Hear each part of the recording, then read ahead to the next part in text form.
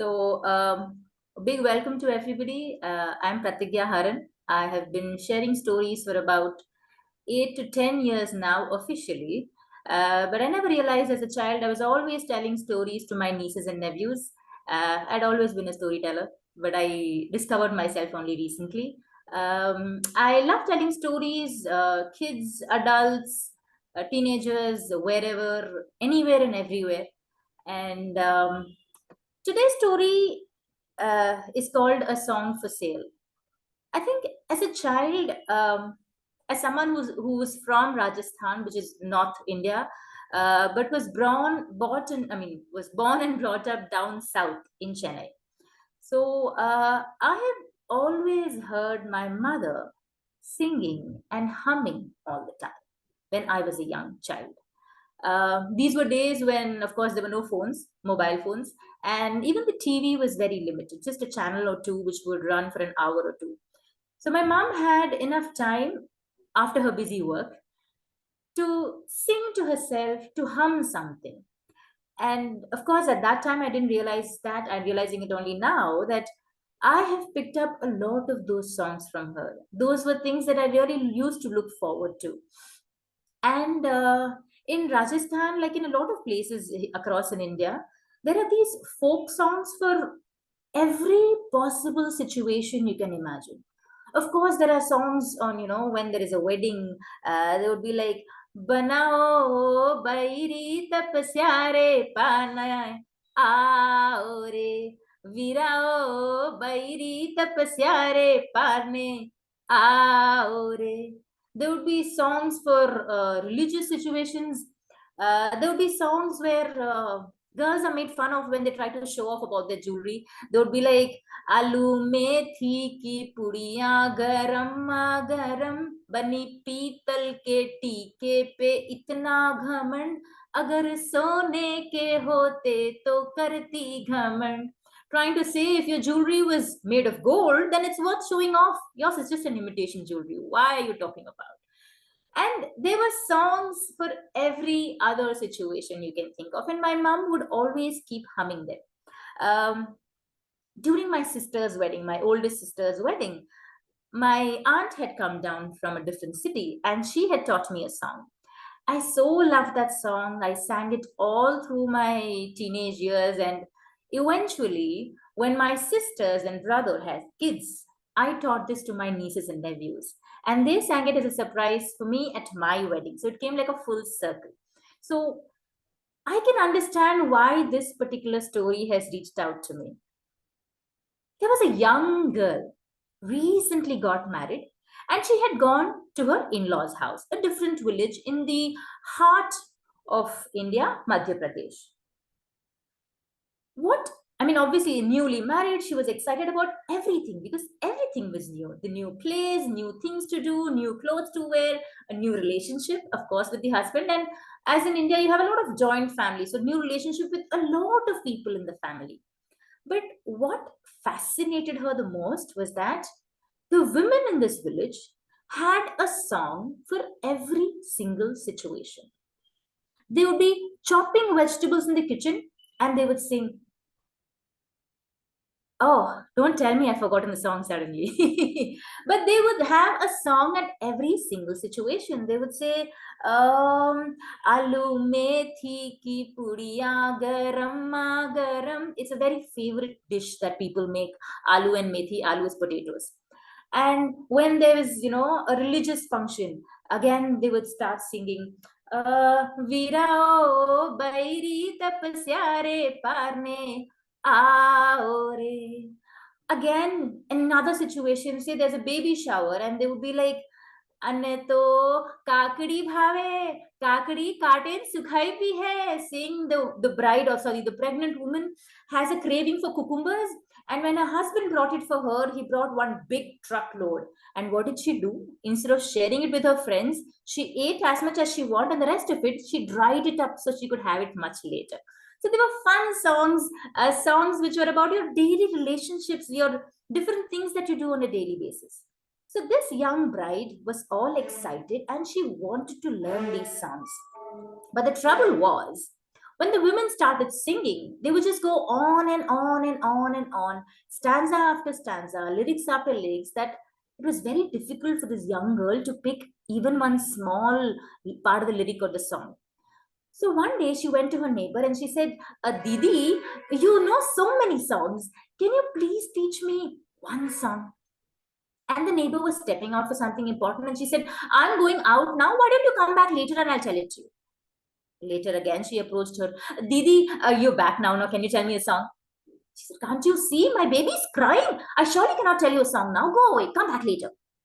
Of course, she came back later. Didi, can you teach me a song? Shh. Can't you see? I've just managed to put my son to sleep. Don't keep troubling me. Go away. I need to finish all the chores before he wakes up. And so every now and then she went back to her Didi, Didi, Didi, Didi. And finally, her neighbor was fed up. To just get rid of her, she said, why don't you go and buy a song? The songs that I know are all very old. Pick something brand new, something which is very own, yours, very special. This idea was something that she warmed up to. Ah, a song all for myself, a brand fresh new song. Sounds exciting. Okay, Didi, she said, and off she went. Her husband, in the evening when he came back home, she said, listen, darling, tomorrow when you go to the market, no, buy me a song, please. Song. Who sells songs? No, they do sell songs. Our neighbor, I asked her. She was the one who told me. Now the husband trusted the neighbor, and so he thought, okay, if she's telling it, then I'm sure you'll find a song somewhere. Okay, when I go to the market tomorrow, I'll pick a song for you. The next morning, he set off to the market. He went to the first shop. Can you give me 2 kilos of rice and a few lentils, please? And one song. He was promptly given 2 kilos of rice and some lentils, but no song. Well, it was a festive season. There were lots of people in the shop. He didn't want to ask again and trouble the shopkeeper. So he said, okay, fine, I'll look at the next shop. So he went to the next shop. Can you give me 2 kilos of tomatoes and maybe a little bit of okra? And a brand new song. Yes, the vegetables were given, but the song was missing. What about my song? Now, customer is the king, right? So you can't say the customer, I don't have an object. So they just said, you will find it in the next shop. He went to the next shop. Can I have this and that and a song? This and that was given, but the song was not. You will find it in the next shop, and the next shop, and the next shop, and the next shop, until he reached the last shop.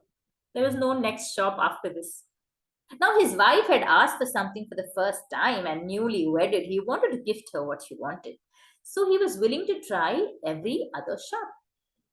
At the last shop, there were a few paintings put up, and a young little boy, a very resourceful, a very intelligent boy, who had been standing there and watching this young fellow. He was alone at shop. His dad had just stepped out, and this little boy knew an opportunity when it came knocking. So he said, brother, look, come here, come here. And hello, yes, tell me. I know what you're looking for. You've been looking for a song, right? I have. Not a single shop has a song. Aha, you know it's the festive season. These things sell out so fast, I tell you. But you're very lucky. You've come to the right place. I have one last song for you. You do? Wow. Will you give it to me? Of course I will, but it's the last one I have and it's fresh, brand new. It will charge you a little extra. I'm willing to pay what you want. You just tell me. And so he took out a lot of money and handed it over to the boy. And now the boy thought, where do I get a song from? He looked around for inspiration. And then, on top of a tree, he saw a bird looking very carefully. And so the boy started, Dekhe re dekhe, tukur tukur. And the young man, he tried to repeat it. Dekhe re dekhe, tukur tukur. And he tried to repeat it a number of times so he doesn't forget it. Dekhe re dekhe, tukur tukur, dekhe re dekhe. And while he was practicing, the little boy was looking for his next inspiration. Hmm. Ah, he spotted a rat trying to dig a hole. Khode re khode, kharar kharar. And so he learnt it. Khode re khode, kharar kharar. And as he was practicing this, the boy looked around again and he saw a snake slithering by. Renge re renge, sarar sarar. Renge re renge, sarar sarar. Oh, this is going really good. I'm sure there must be one last stanza just to complete it. Come on. What is the last one? Tell it to me. I'm really eager to learn. Yes. Wait. Ah, there was his favorite painting. He had painted it himself. A monkey swinging or jumping from one tree to another. Fudu kere falang falang. And so he went on. Fudu kere falang falang. Happy, excited. He had bought what his wife wanted. He rushed back home and he taught his wife. And she was really taking it in very quickly. So yes, dekhe re dekhe, tukur tukur, khode re khode, kharar kharar, sar kere sarak sarak, fud kere falang falang. And she kept practicing the whole day. Tomorrow was a very special event that she was going to, and she wanted to present this brand new song to the whole village. Everybody will start learning from her. They will ask her, "What is the song? Teach us." She couldn't wait for this. And she was so excited about this that she practiced the whole night. She kept singing it over and over and over again. In the dead of the night, 4 thieves were out in the village. And they had spotted this particular house to steal that night. The first one climbed up a tree and he tried to look inside the house carefully.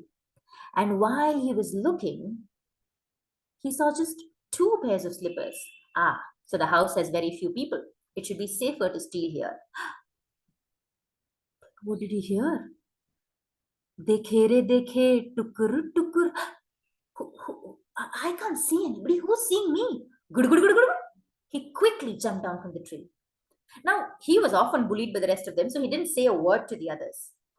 And the next one, who was skilled at digging holes, he got to work. He started drilling a hole with whatever tools he had with his hand. And as he dug the hole or drilled the hole, he heard, khode re khode, kharar kharar. Somebody is noticing me, and whoop, he quickly stepped back. The third one said, "Is it done? It's time for me to slither in. Come on." And yes, he tried to go inside that little hole that his friend had made. What did he hear? Sar kere sarak sarak. He quickly took his steps back, slither right out. And he said, "Somebody's singing inside and they can watch what we are doing, but I can't see them." And the other two nodded their head. Yes. They could hear me digging. And the other one said, yes. They could see me watching. And I don't know how, but I couldn't notice anyone. The fourth one said, "That's enough, you lazy bums. I will go and do the work myself." So he propped himself on top of the parapet wall and he jumped across. And what did he hear? Fude kere falang falang. He jumped right back outside and whoosh, all 4 of them ran away from there. The next morning, when the husband woke up and he saw a hole in the wall, he looked all around the house. Has something been stolen?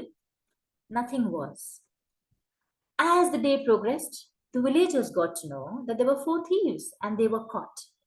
And they put the pieces together and they understood what could have possibly happened. And yes, this song surely became the super hit song of the village.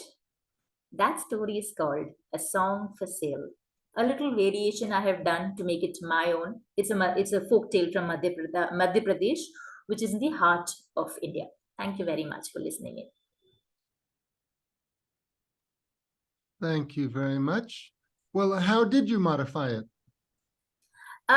These words are typically Rajasthani. The song itself is Rajasthani. So when I read this story, I did not know what songs would be added. and I created the part where every song that is added actually is a typically Rajasthani song. So these were not mentioned in the story. The story was a very basic skeleton when I had read it. So this is what I had added to it. Yeah, the boy and the paintings, and that was added up as well. Mhm. Judy? I have to say, you really followed that, the songs were the three, right? You did three, like, and everybody knows that's the magic number with stories. Your face was very animated. Um, just be aware of you're on Zoom. Sometimes when you were thinking, you were looking up. So just be aware of that. And if you make a mistake, which you quickly resolved, you never admit a mistake. You just say, oh, and then they had the babysitting, and this is the song. So you can't remember that song. You had enough songs in there that we wouldn't know, right? Only somebody Mhm. hearing it wouldn't know. But it was a fun story. It was a story within a story. And it was like how something that doesn't look good can change around and be great. So that when she couldn't get the help from the neighbor, and the neighbor was really just tossing her aside because her husband really loved her, he and the boy was very ingenious, right, and industrious, that some magic can happen. And it was just a really good feel story. So thank you. Thanks for the words, Rudy. Thank you.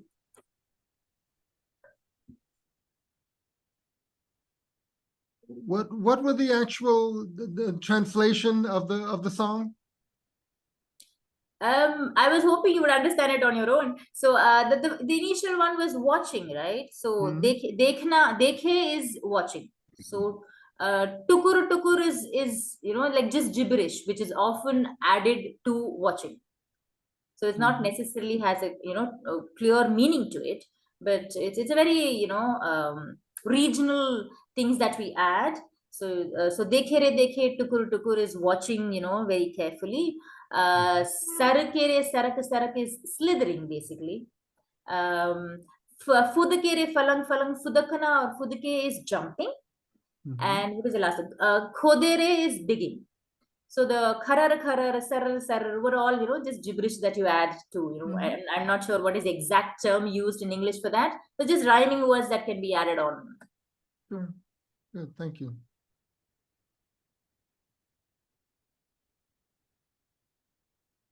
Okay. Anybody else? Any thoughts? Okay. Very good. Thank you very much, Pratigya. Thank you, Eric. Um,